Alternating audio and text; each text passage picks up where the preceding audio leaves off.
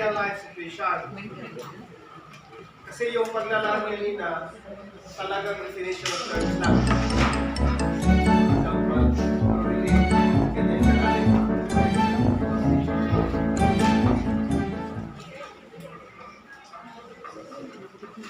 Okay, paglalakad.